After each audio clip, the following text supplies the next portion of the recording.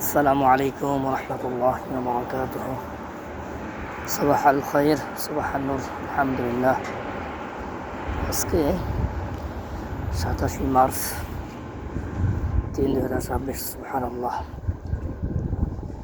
ইয়া রাব, সুবহানাল্লাহ। ফজর নামাজ পড়ে মসজিদ থেকে বাসা বেরিয়ে যাচ্ছি।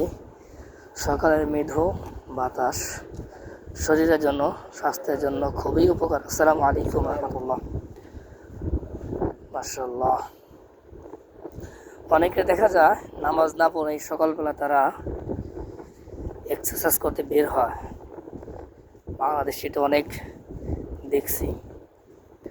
তো আমি তাদেরকে পরামর্শ দিই, আপনি শরীর চর্চার জন্য খুব সকাল উঠে দৌড়াদৌড়ি করেন, তো তার চাইতে তো হবে 5 ওয়াক্ত নামাজ নিয়মিত পড়েন ইনশাল্লাহ। তারপরে ফজর নামাজ পড়ে দৌড়াদৌড়ি করেন, এক্সারসাইজ করেন, কোনো সমস্যা নেই। যারা 5 ওয়াক্ত নিয়মিত নামাজ পড়ে, নামাজের মধ্যে কিন্তু শরীরের জন্য বিশাল একটি ব্যায়াম, এক্সারসাইজ হয়ে যায়।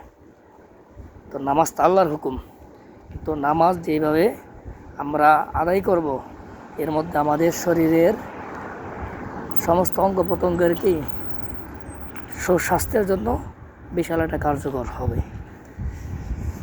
তো যাই হোক, আমার ফেসবুক এবং ইউটিউবে যারা 5 ওয়াক্ত নামাজি আছেন, নামাজ পড়েন আল্লাহর জন্য, এটা আমার জন্য বলতেছি না, মনে একটু আমার না, সেই জন্য বলা।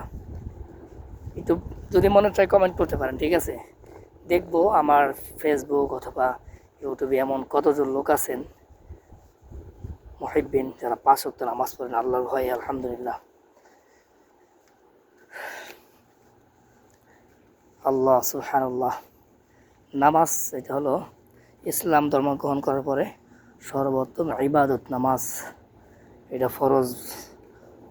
যারা মুমিন ইসলাম ধর্ম গ্রহণ করেছেন, মুসলমান হয়েছেন, সর্বপ্রথম কাজ হলো নামাজ প্রতিষ্ঠিত করা, নামাজ কায়েম করা।